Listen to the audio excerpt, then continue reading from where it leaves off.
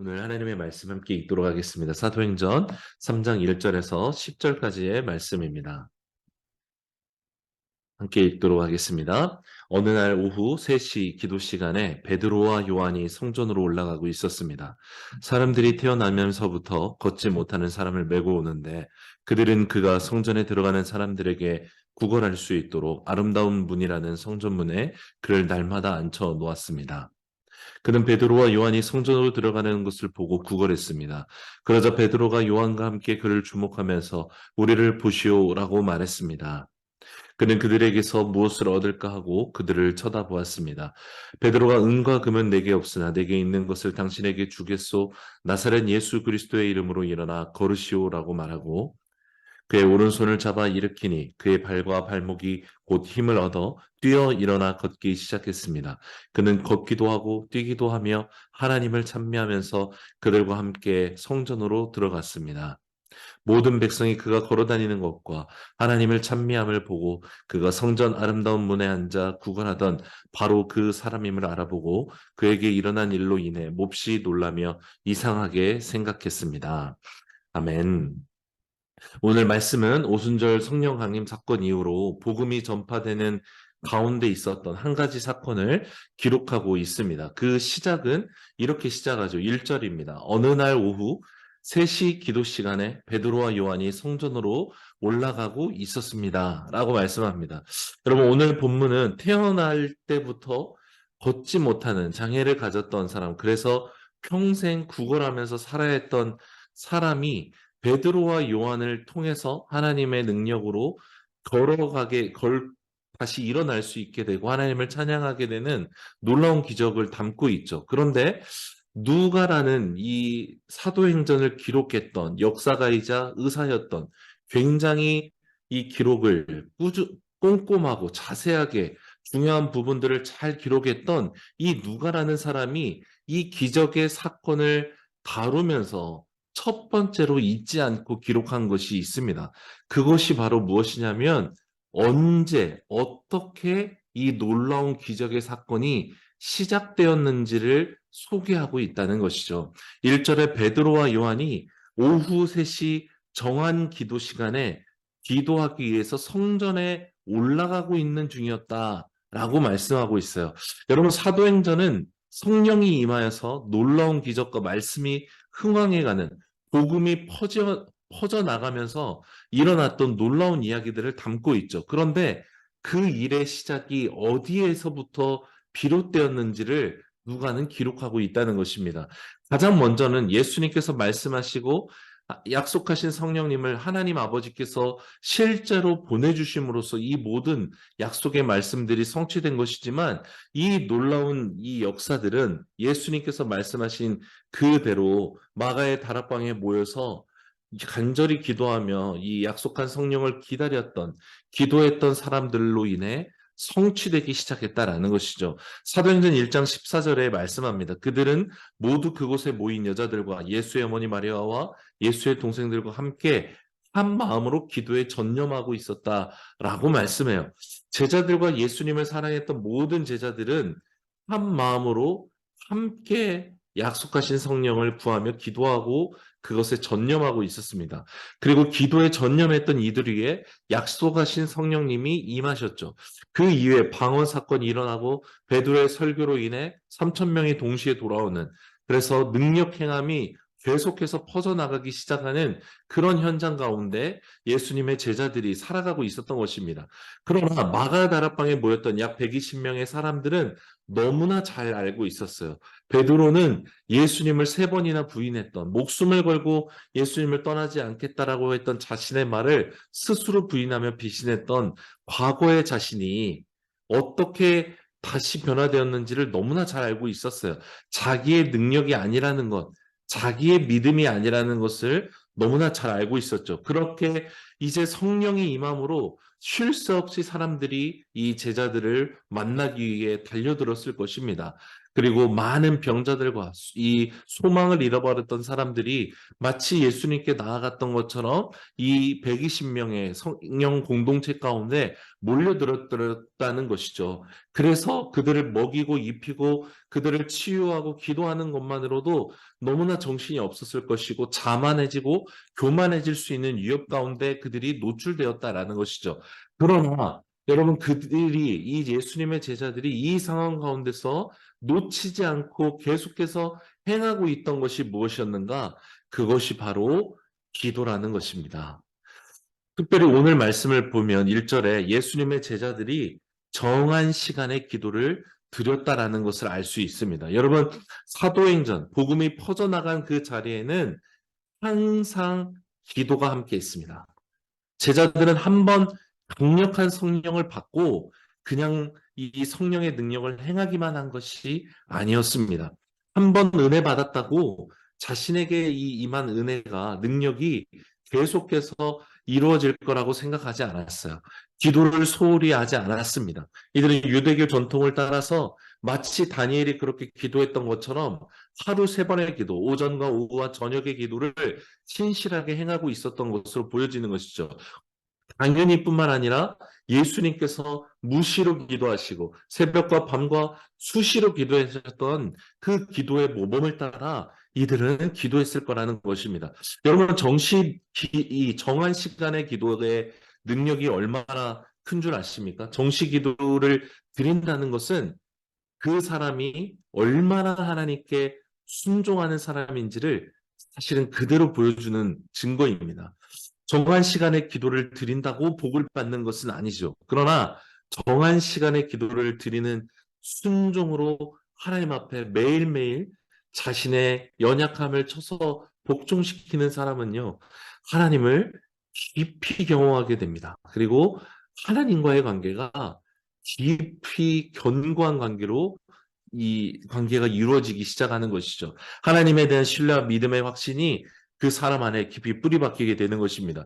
예수님께서 마태복음 7장에 보면 내 말을 듣고 행하는 자라야 그 집을 반석 위에 짓는 자이고 행하지 않는 자는 모루 위에 집을 짓는다와 같다라고 말씀하셨어요. 우리가 예수님께서 말씀하시는 순종, 이런 행함을 생각할 때 우리는 어떤 추상적인 개념, 그리고 뭔가 사랑하는 것과 내가 선행하는 것으로 이 순종에 대해서 생각할 때가 많습니다. 그러나 여러분, 예수님께서 말씀하신 수많은 명령 중에 그 기초의 근간을 이루는 것은 무엇입니까? 기도하라는 것입니다. 왜 기도해야 되는가? 시험에 들지 않게 깨어 기도하라고 주님이 말씀하셨어요. 제자들에게 심지어 디테일하게 기도의 모범까지도 가르쳐 주신 것이죠. 여러분, 우리의 신앙은 첫사랑으로 인해 하나님의 정권적인 주권 아래서 이 사랑과 은혜가 경험되지만 그 사랑에 헌신해서 지속적으로 주님과 구별하여서 만나는 이 기도 없이는 이 관계는 흔들릴 수밖에 없는 것입니다. 세상 속에 살면서 다가오는 어려움과 유혹과 나의 게으름 속에서 젖어 살지 않기 위해서는 끊임없는 주님과의 교제, 기도가 필요한 것이죠.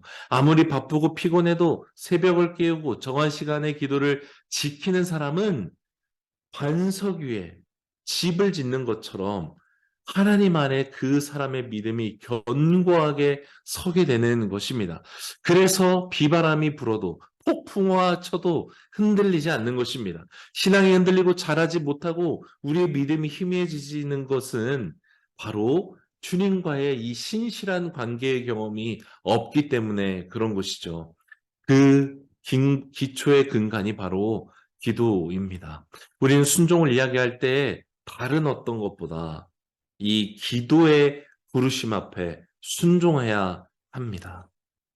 사랑하는 여러분, 오늘 이 3장 1절 말씀, 오후 3시 정한 기도 시간에 기도하러 시간과 공간을 분리해서 하나님 앞에 나아갔던 베드로와 요한의 본을 따르는 우리가 되기를 원합니다. 너무 바빠서 기도하고 너무 피곤해서 일어날 수 없는 그때에도 시간을 깨워 일어나 주님 앞에 나아가 기도하는 그 사람, 그 한 사람이 되기를 원하는 것입니다. 여러분, 정한 시간의 기도는 배가 닻을 내리는 이 닷과 같은 기능이 우리 안에 일어나게 됩니다.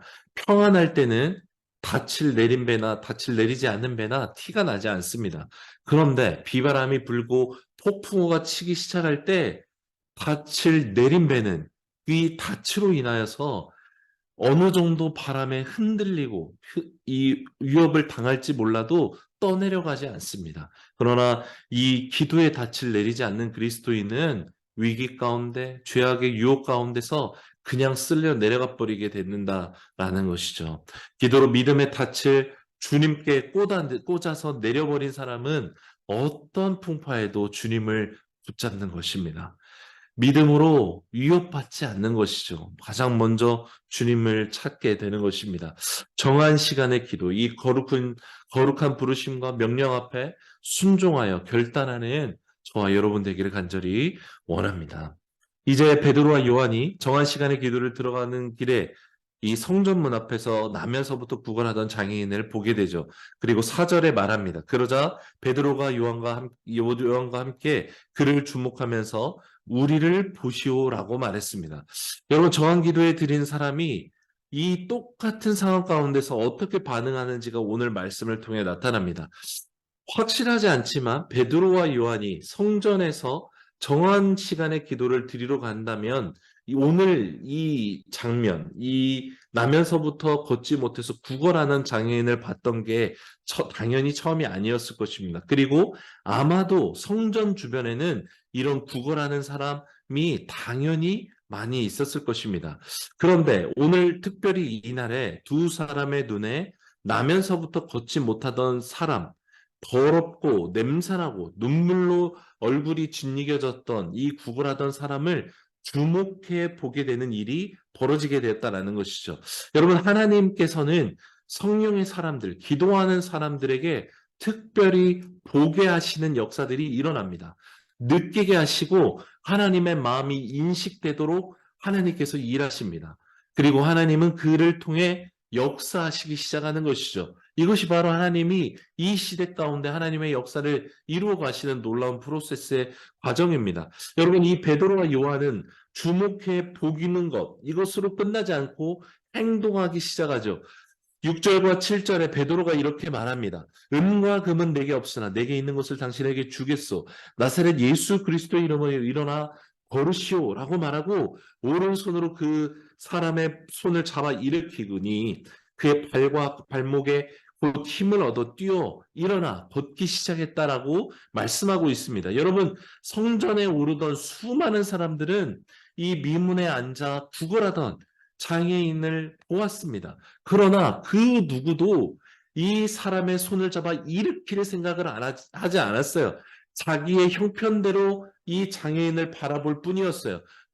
나는 돈이 이것밖에 없는데, 시간이 없는데, 나는 기도하러 가야겠어. 저 사람 만나면 불편해지고 지체제되나, 이런 자기들의 생각으로 오히려 이 장애인을 대하는 것, 이것에 그쳤습니다. 그런데 똑같은 상황에서 기도하던 사람, 하나님과 연결되어서 하나님의 마음과 닿아 있던 사람은 다르게 반응하기 시작한다라는 것이죠. 기도하는 사람은 하나님이 어떠한 분이신지를 존재로서 경험하게 되고 알아가기 때문에 그 분의 마음을 깨달아 알게 되기 때문에 남들과 다르게 반응하게 된다라는 것입니다. 베드로와 요한은 나면서부터 장애에 갇혀 평생 저주 아래 살았던 이 사람에게 말합니다. 은과 금이 내게 있는 것이 아니기 때문에 줄 수 없지만 내게 있는 것, 나사렛 예수 그리스도의 이름으로 일어나 부르라라고 말하는 것입니다. 사랑하는 여러분, 이것이 바로 믿음의 사람의 반응입니다. 신유의 은사가 있고 없고의 차이가 아닙니다.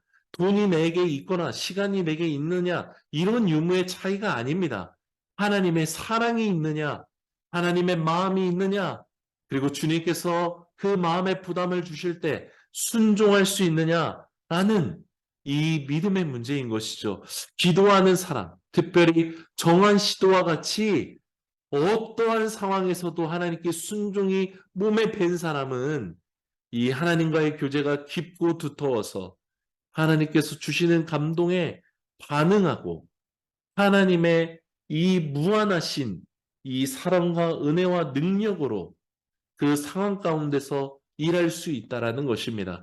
여러분, 기도로 주님 안에 거하는 사람은 똑같은 상황에서 다르게 행합니다. 사랑하는 여러분, 당신은 무엇을 보고 어떻게 행하고 계십니까? 세상 사람들과 똑같이 보고 똑같이 지나쳐 버리고 똑같이 나만을 위해서 살고 있지 않느냐는 것입니다. 여러분, 하나님은 우리를 그 정도로 살라고 구원해 주지 않으셨습니다. 하나님 우리에게 나사렛 예수 그리스도의 이름을 사용할 권세를 주셨어요. 심지어 예수님께서는 요한복음 14장 13절 또 12절에 보면 내 이름으로 무엇이든지 구하면 내가 행할 거야 라고 약속하셨어요. 심지어 나를 믿는 자는 나보다 더 큰 일도 행하리라라고 말씀하셨어요. 여러분, 이게 단순히 우리에게 그런 일들이 더 많이 벌어질 거라는 것이 아니죠.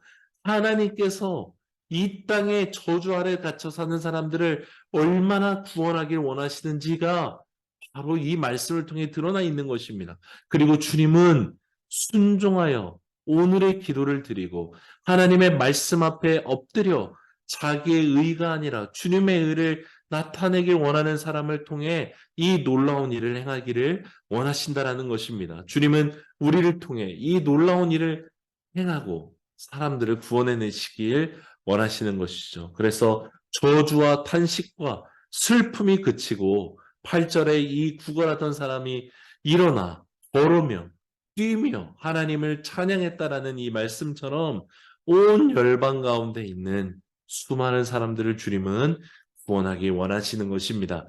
여러분, 누구로부터 이 일들이 일어날까요? 바로 기도하는 사람입니다. 오늘도 정한 시간에 함께 예배하고 기도하길 원하여서 이 각자의 공간에서 우리가 하나 되어 주님 앞에 예배하며 나아가고 있습니다. 여러분, 이 삶의 습관, 정한 시간을 기도를 드리는 이 습관은 우리로 하여금 그 어떤 것보다 주님과의 관계에 깊은 교제 가운데 우리를 인도해 내줄 것입니다. 그리고 하나님께서 우리를 통해 구원의 역사를 계속해서 이루어 가실 것입니다. 이 무한한 하나님의 임재 바다에 닻을 내리고 하나님의 이 중심 가운데 내린 닻으로 인해 세상 가운데서 흔들릴지언정 넘어지지 않고 실패하지 않는 믿음의 사람이 되기를 원합니다. 사랑하는 여러분, 정한 시간의 기도를 회복할 수 있기를 원합니다. 하나님과의 깊은 관계, 그 무엇으로도 흔들리지 않는 이 기도의 관계를 다시 견고히 쌓아가는 우리 모두가 되기를 간절히 소망합니다.